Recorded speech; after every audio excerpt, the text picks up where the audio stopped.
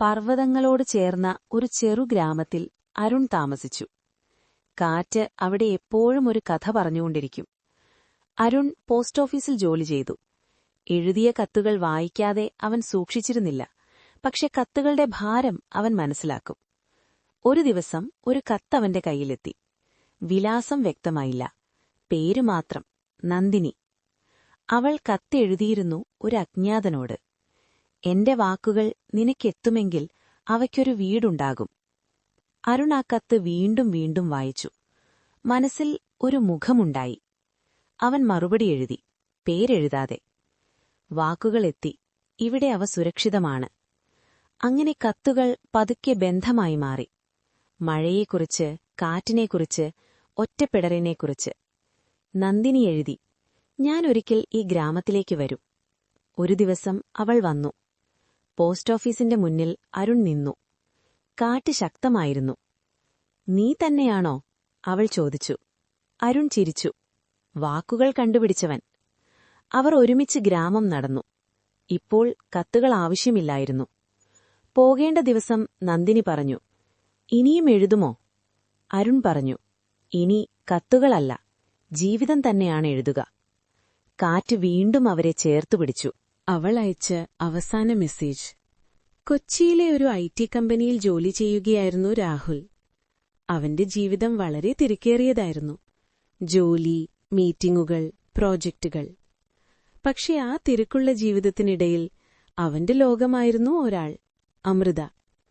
അവർ college കാലത്ത് കണ്ടുമുട്ടിയവരാണ്. ആദ്യം സുഹൃത്തുക്കൾ, പിന്നെ അവരുടെ സൗഹൃദം പതുക്കെ പ്രണയമായി മാറി.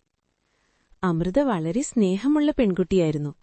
അവൾ ചെറിയ കാര്യങ്ങളിലും സന്തോഷം കണ്ടെത്തുന്നവളായിരുന്നു. ഒരു ദിവസം അമൃത പറഞ്ഞു, രാഹുൽ, നമുക്കൊരിക്കൽ കടൽ തീരത്തിരുന്ന് ജീവിതം മുഴുവൻ സംസാരിക്കാമോ? രാഹുൽ ചിരിച്ചു പറഞ്ഞു, നമ്മൾക്ക് സമയം പ്ലെന്റിയുണ്ടല്ലോ, ഒരു ദിവസം തീർച്ചയായും പോകാം. പക്ഷെ ആ ദിവസം ഒരിക്കലും വന്നില്ല. ഒരു ദിവസം അമൃത മറ്റൊരു നഗരത്തിലേക്ക് ജോലിക്ക് പോകേണ്ടി വന്നു. ആദ്യത്തിൽ അവർ ദിവസവും സംസാരിച്ചിരുന്നു, മെസ്സേജുകൾ, ഫോൺ കോളുകൾ. പക്ഷെ സമയം കടന്നപ്പോൾ ജീവിതം തിരക്കേറിയതായി. ഒരു ദിവസം രാത്രിയിൽ രാഹുലിന് അമൃതയുടെ ഒരു മെസ്സേജ് വന്നു. നാളെ ഞാൻ നിന്നെ കാണാൻ വരുന്നു, വളരെ പ്രധാനപ്പെട്ട കാര്യം പറയണം. രാഹുൽ മറുപടി അയച്ചു, ശരി, നാളെ കാണാം.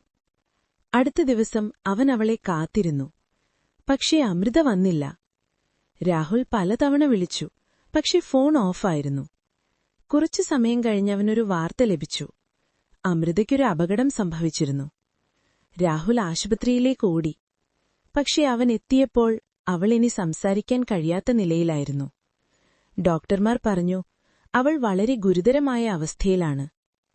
രാഹുൽ അവളുടെ കൈ പിടിച്ചു. അവന്റെ കണ്ണുകളിൽ കണ്ണുനീർ നിറഞ്ഞിരുന്നു. അപ്പോഴാണ് അവന്റെ ഫോണിലൊരു പഴയ മെസ്സേജ് തുറന്ന് കാണുന്നത്.